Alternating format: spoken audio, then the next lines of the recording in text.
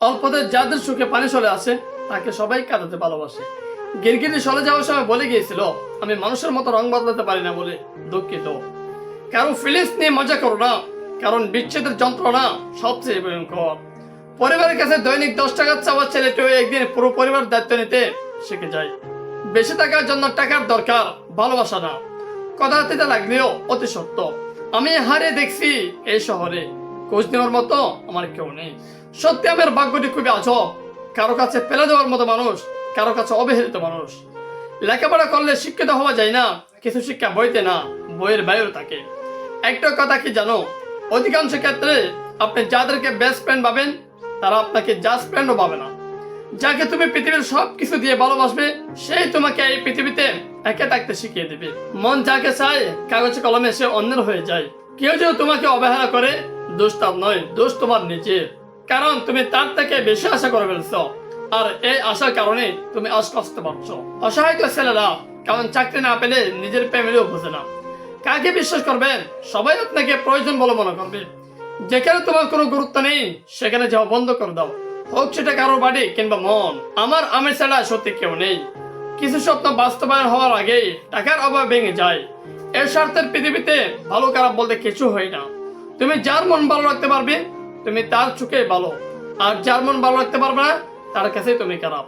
এটাই বাস্তবতা। হাসতে নিজে শিখো, কারণ কাঁদতে পুরো দুনিয়া শিখিয়ে দিবে। কখনো ব্যর্থ হলে সিজদা পড়ে যাও, সফলতার পথ তো আল্লাহ দেখাবেন। বিশেষ সেই বিষাক্ত তারা যারা খুব কাছের মানুষ হয়েও সম্পর্ক ছিন্ন করে চলে যায়।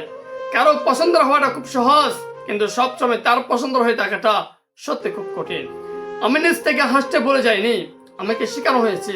যাকে আপনি চোখ বন্ধ করে বিশ্বাস করবেন, যার প্রতি আপনি প্রচুর আশা রাখবেন, সেই মানুষটা আপনাকে এমন ভাবে ঠকাবে যা আপনি কখনো সেটা বলতে পারবেন না। ছেলেদের দায়িত্ববোধ শেখাতে হয় না, পরিস্থিতি তাদের দায়িত্ববান বানিয়ে দেয়। আমি বোকা, তবে অবুঝ নয়। অবহেলাটা ঠিক বুঝতে পারি। আমরা ভালো থাকার চেয়ে ভালো আছি এটা দেখাতে অনেক পছন্দ করি। আমার পছন্দের মানুষটা তার পছন্দের মানুষকে নিয়ে ব্যস্ত আছে। আই উইশ আমার একটা মানুষ থাকুক যে আমার প্রতি কখনো বিরক্ত হবে না। মানুষকে অনেক কাছ থেকে দেখলাম, মানুষ আসলে দূর থেকে সুন্দর।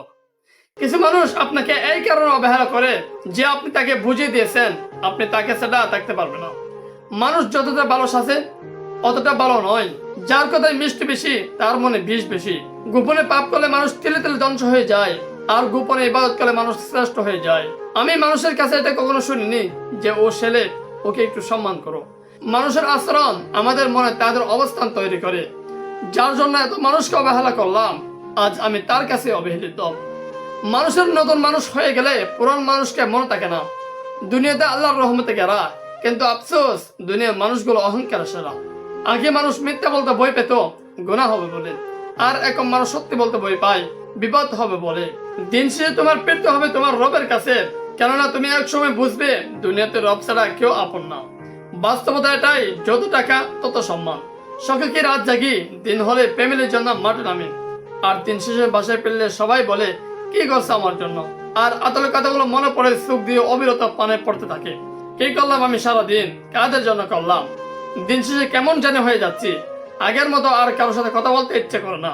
না পারলাম কারো ভালো বন্ধু হতে, না পারলাম কারো মনে মানুষ হতে, পারলাম না কাউকে আপন করে নিতে, শুধু পারলাম হাজার কষ্টের মাঝে একটু হাসি খুশি থাকতে। জীবনে একবার একা হয়ে দেখো, এই পৃথিবীতে কেউ কারো নয়। কিছু মানুষের ভুলে যাওয়ার ক্ষমতা আমাদের হোক। ইয়া আল্লাহ, আপনাকে বড্ড প্রয়োজন। আমার সবকিছু এলোমেলো গোছানোর প্রয়োজন। যদি মনে করো সবকিছু হারিয়ে ফেলছো, তবে মনে রেখো গাছেরা প্রতি বছর তাদের পাতা হারায়, তবু দাঁড়িয়ে থাকে নতুন ভালো দিনের অপেক্ষায়। ইয়া রব, কেউ না জানুক আপনি তো জানেন আমি কতটা ভেঙে পড়ছি। আমার জীবনে একটা বিশ্বস্ত হাত খুবই প্রয়োজন, যাকে আমি চোখ বন্ধ করে বিশ্বাস করতে পারবো।